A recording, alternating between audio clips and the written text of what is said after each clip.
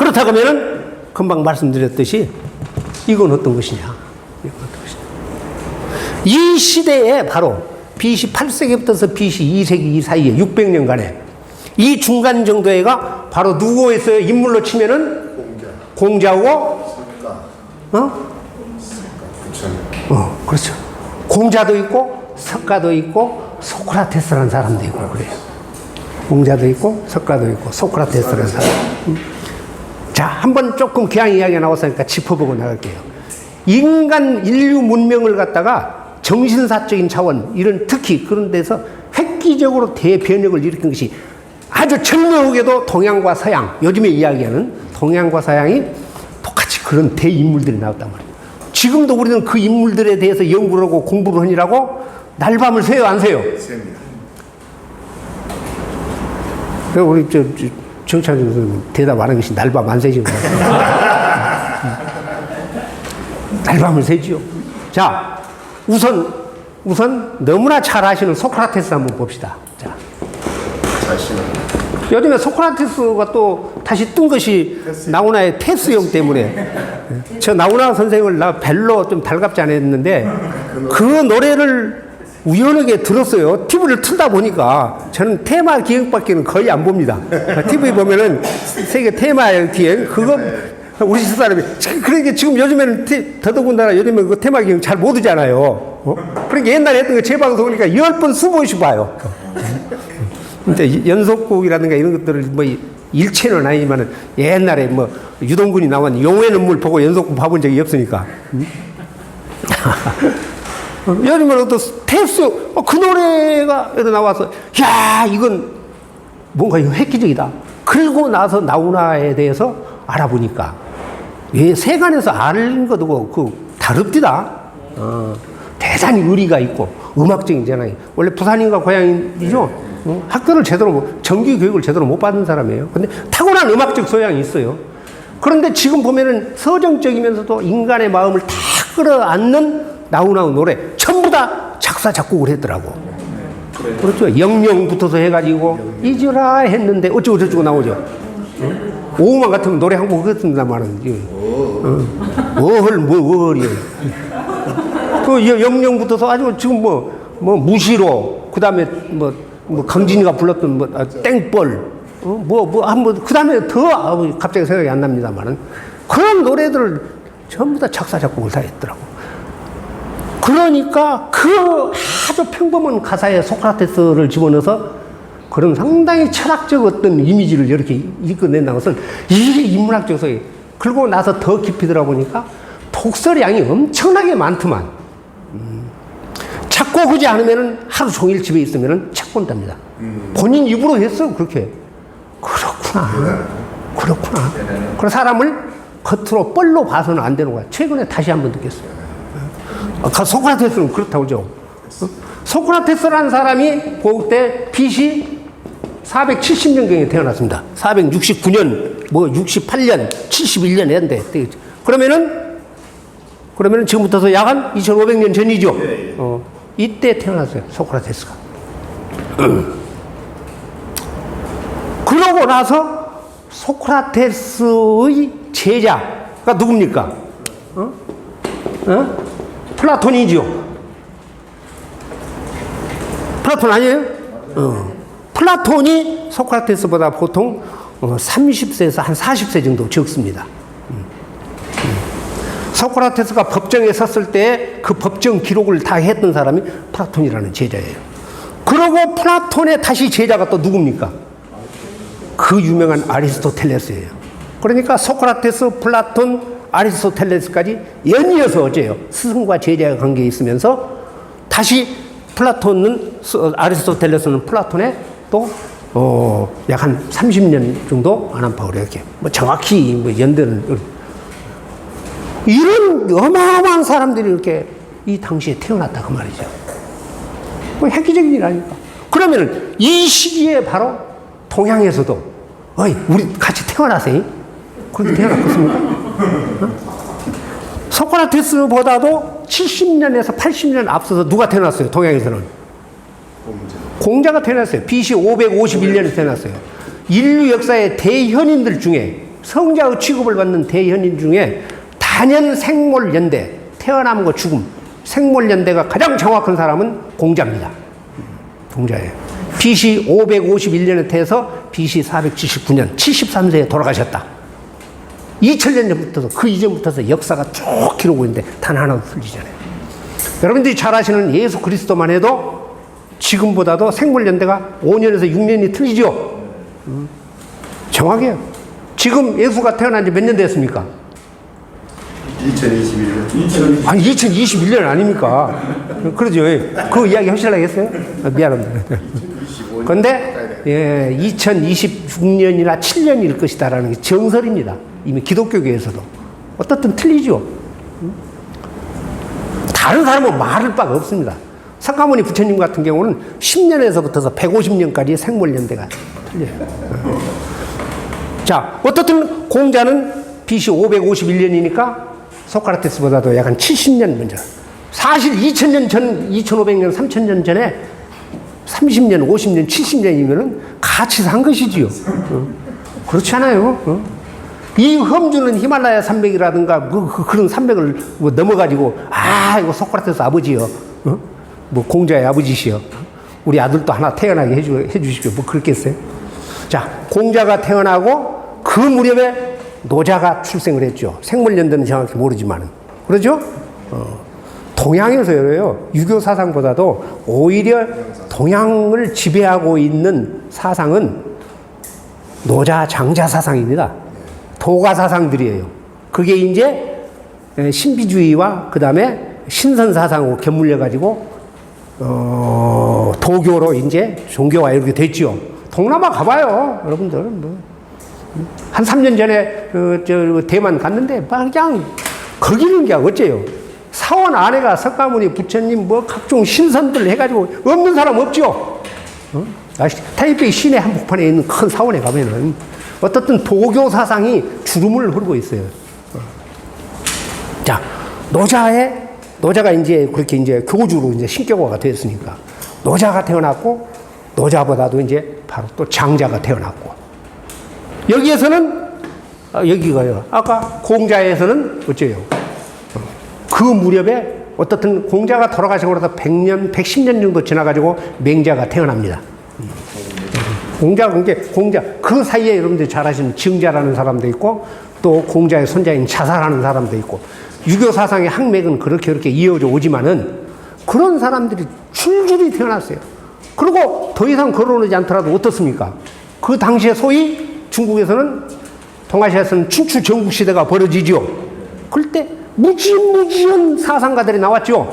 공자의 유가 사상을 필두로 해가지고 노자 장자의 도가 사상, 그 다음에 묵자 겸해서를 지었던 묵가 사상, 뭐 양가, 뭔가, 그 다음에 이제 공자의 제자 차하로부터 이어져 왔던 한비자 상황 이사로에서 법가 사상. 그래서 결국은 법가 사상으로 해서 천하가 통일이 되죠. 이런 어마어마한 사상가들이 연대에서 그 시기에 다 태어났단 말이죠.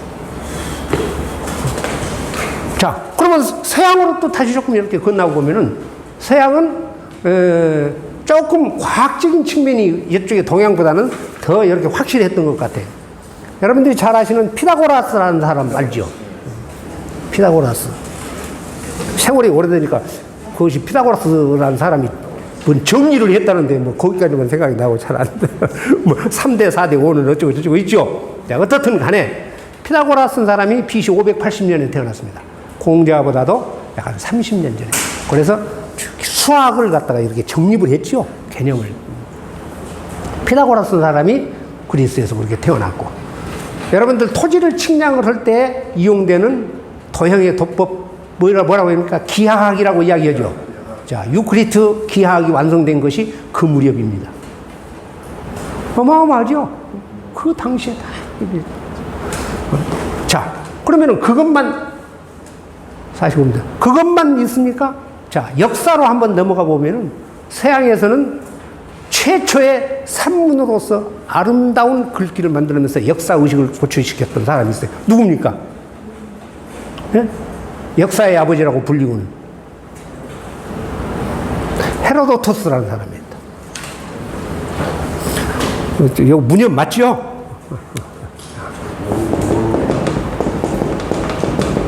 자, 역사라는 이야기입니다. 히스토리아. 역사라는 이야기예요.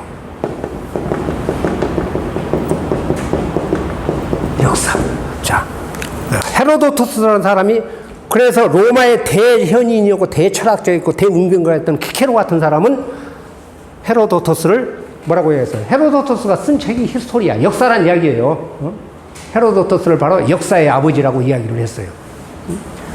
이게 바로 그리스와 페르시아와 간의 전쟁을 이렇게 쭉 써놓은 거예요. 그래서 다른 말로는 히스토리아, 역사를 다른 말로는 페르시아 전쟁사라고도 이야기를 합니다. 페르시아 전쟁사. 문학하신 분들, 특히 산문이 어떻게 써져 나가는가 하는 것들은 이게 바로 최고의 고대의 걸작입니다. 저도 줄거리만 기억이 나지 읽은 지가 하도 오래돼서. 그런데 거기에 보면은 전쟁만 있는 것이 아니라 그 당시에 그 일대에 어째요? 동양과 서양이 최초로 붙어서 다퉜다라는 전쟁사라도 이야기를 하는데 각 민족과 나라의 풍속들, 여러 가지 습속, 그 다음에 그 나라의 역사, 이런 그 다양한 소위 문물 제도들이 다 들어있어요. 어마어마하죠. 그래서 이게 바로 이 시기에 나왔다고 말이죠. 헤로도토스 아마 BC 480년경에 태어난 것으로 알고 있습니다. 비슷한 시기죠. 약속했겠습니까? 부모들이, 할아버지들이? 아니요, 그러면은 서양의 헤로도토스, 그 뒤에 이제 투기디데스라는 사람이 태어나서 펠로폰네소스 전쟁사를 또 썼지요. 그러면 서양만 그러느냐? 동양은 그 이전부터서 또 역사가 역사의 중요성이라는 것은 말을 바 없이 거기에 정점을 찍은 사람이 동양에서 누굽니까? 노자. 네? 노자. 사마천이라는 사람이죠. 사마천. 사기라고 하는 불세출의 명작을 쓰신 거예요. BC 145년에 태어났어요. 그러니까 2세기 중반에 태어났죠. 그래가지고 사기를 완성했을 때가 보통 BC 99년, 100년 이 무렵입니다. 어떻든 사마천이라는 사람은 BC 2세기에 돼서. 자, 사마천의 사기에 관련해 가지고는 아마 다음 시간이나 혹시 기회가 되면 조금 더 연결해서 말씀. 자, 이렇게 동양과 서양이 1, 200년, 2, 300년, 3, 400년 거의 이 시기에 태어났다고 말이죠. 이건 말로 설명을 할 수가 없어요. 그래서 인간이 생각하고 있는 보편성의 가치는 동양이나 서양이나 교류가 없어도 동시에 이루어졌을 것이라고 그렇게 보고 있습니다. 다른 방법이 없죠. 재밌게도 동양과 서양이라는 데가 이렇게 통일 국가를 최초로 이룬 것도 비슷한 시기예요. 동양에서 통일 국가가 중국 중심이지만은 누굽니까? 최초의 통일을 이룬 데가 진시황이라는 사람이죠. 진시황이죠. 춘추 전국시대를 통일을 했지 않습니까? BC 770년에서부터 BC 221년까지 중간에 403년을 기점으로 해가지고 춘추시대와 전국시대가 나눠지는데 BC 221년 바로 진시황이라는 사람이 천하를 완전히 통일해서 불과 15년밖에 가지 못했지만 그게 BC 221년이라니까요. 자, BC. 자, 진시황이 태어났어요. 진시황이 천하를 통일했어요. 여기보다도 7, 80년 먼저 한 100여년까지 아니어도 이 연대보다도 약 한 330년 그러니까 70년 약 한 100년 가까이 전에 유럽에서는 그리스에서는 아주 불세출의 대영웅이 한 사람 나오죠. 누굽니까? 알렉산더 대왕이에요. 그러죠? BC 330년에 태어났다고 합니다. 그래가지고 27살인가 일찍 죽었죠. 동방 원정 가운데에서. 그래서 유럽 쪽을 중심으로 본다면 최초의 대제국을 형성했단 말이죠. 알렉산더라는 사람이. 그렇죠. 이 시기예요. 절묘하게 맞아 떨어지죠. 역시 두 사람 약속에서 온 것은 아닐 거예요. 그러면은 알렉산더 무렵에는 소위 지금 우리가 이야기하는 불교 문화의 중심지는 인도라고 하는데 사실은 지금 네팔에 있는 데가 이제 석가모니 부처께서 태어나신 곳이죠. 그런데 어떻든 간에 인도의 전역까지는 아니지만 주로 북부를 중심으로 했는데 그 광활한 영토를 최초로 통일한 사람이 인도의 마우리아 왕조의 아쇼카 왕이라는 사람입니다. 들어보셨죠? 아쇼카 왕. 아쇼카 왕이 인도 북부 일대를 최초로 통일했을 때가 왕조 이름은 마우리아 왕조 제3대 임금이에요. 그것이 BC 330년입니다. 아니, BC 230년. 그러니까 진시황이 중국을 통일했을 때 10년 앞서서 인도 북부를 통일한 사람이 아쇼카 왕이라는 사람이에요. 이런 것들도 전부 다 이 시기 안에 다 들어있죠. 절묘하다고 이야기를 아니할라야 아니할 수가 없다. 그 말이죠. 이런 시기들 여기 보면은.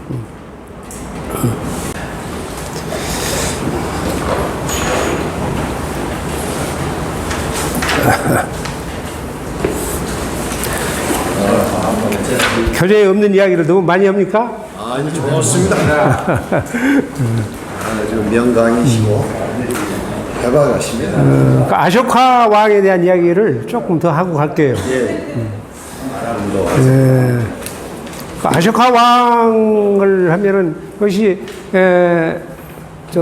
절에 다니신 분 계신가요? 절에.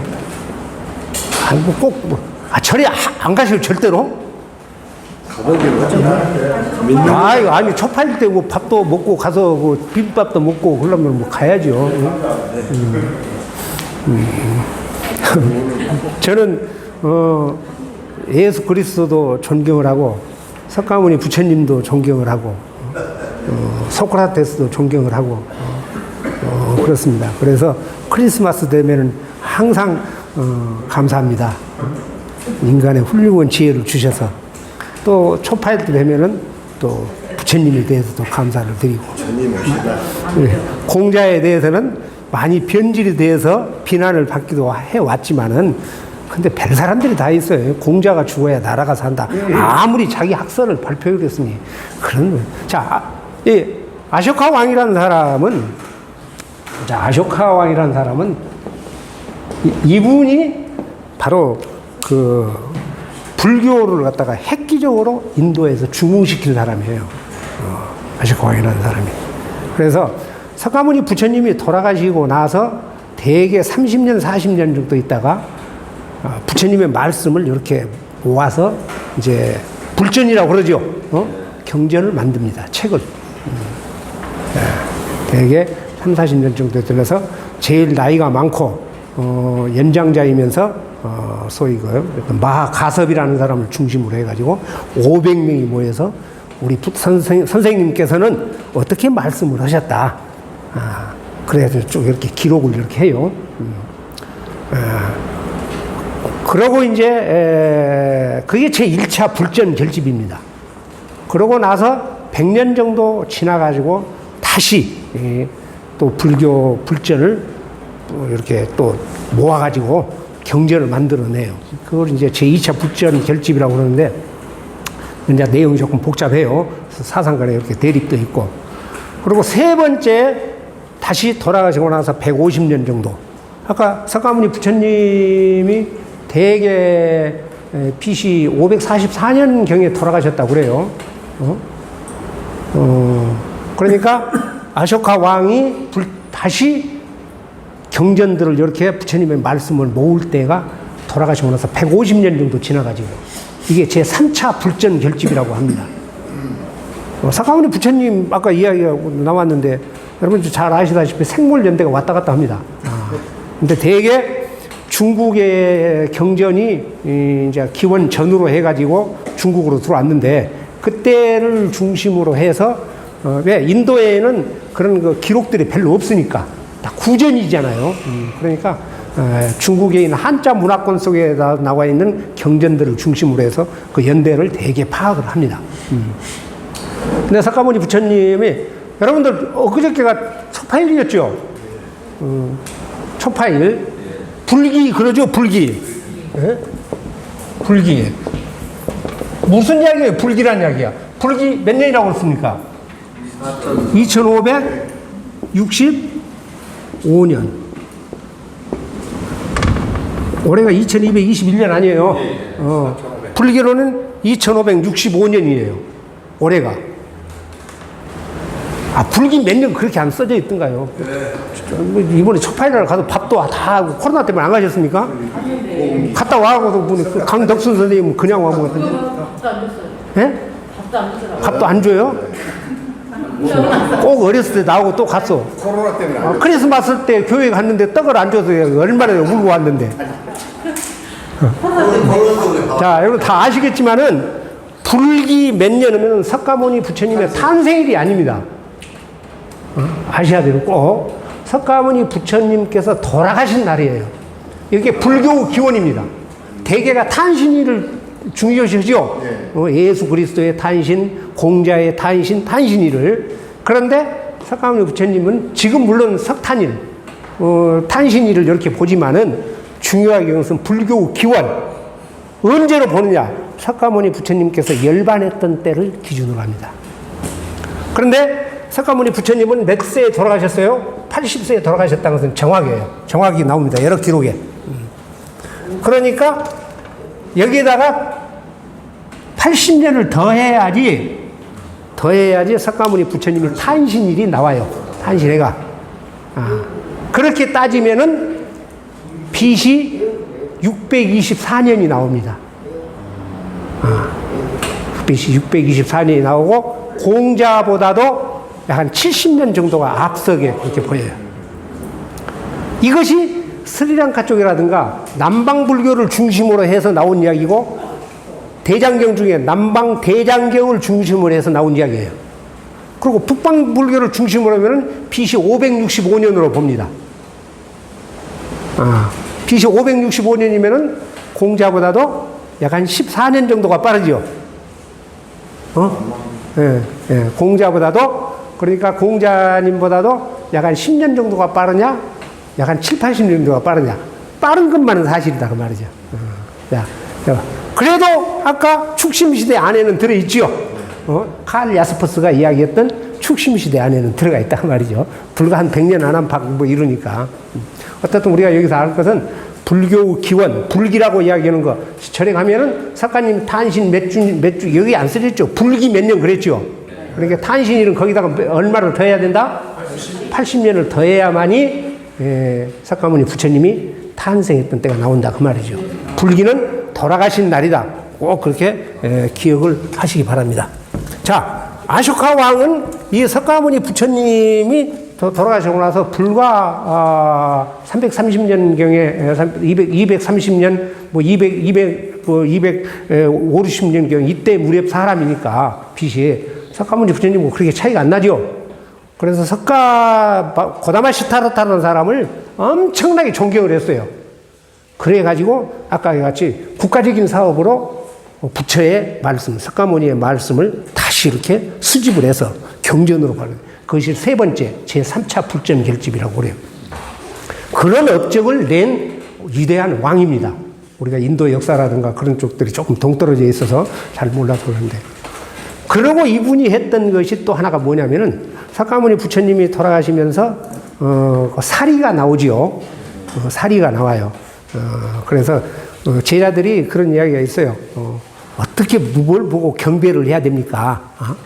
그러니까 그럴 것 없다. 정서운하면은 요즘 말로 이야기하면은 정서운하면은 나의 유해를 이렇게 이제 화장을 하고 나면 어째요? 남죠? 여러 가지 이제 그런 것들을 몇 군데만 이렇게 이제 그런 정도 이야기. 그래서 석가모니 부처님의 살이라고 하는 것이 봉환되었던 데가 대표적으로 네 군데입니다.